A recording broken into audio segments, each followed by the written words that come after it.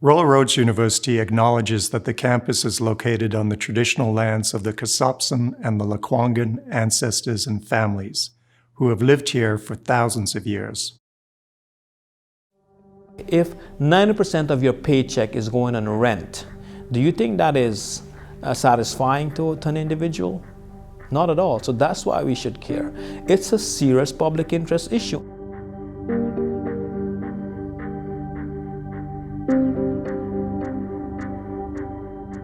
My name is Mark Lokanan, and I'm an associate professor here in the Faculty of Business. I teach accounting and financial frauds. The general area of interest that I deal with is analyzing human behavior, investment fraud, and money laundering. When you look at individuals who are part and parcels of corporate fraud, there's a mask there. You have to unmask that mask. So you see an individual wanting to live a certain way, like the Joneses, so to speak. So what an individual will do is present themselves to people by wearing the best brand name clothes or driving the nicest cars. And I think that's the same thing you see in organizations, banks, big corporations. They want to present a favorable financial statement to stakeholders. So in a corporate setting, you can manipulate the internal controls, you can fake the numbers. When I see that happening in an investigation, I will look at the pressure motive.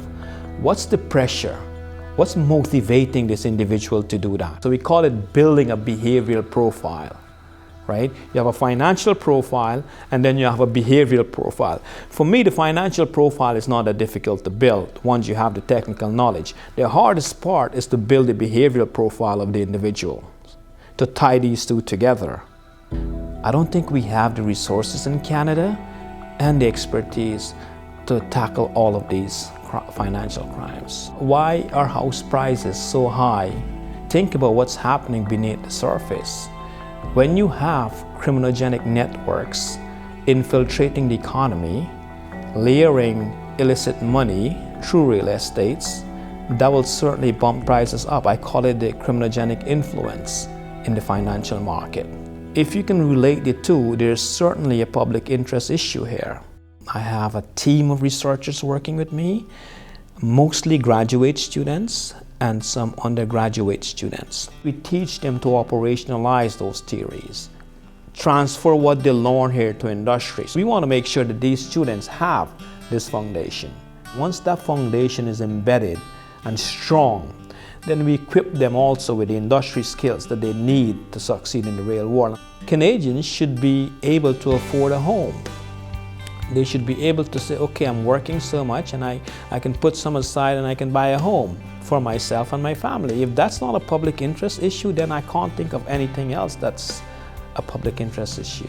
If we can do our part, you do your part, I do my part, then this is going to be a better place to live in.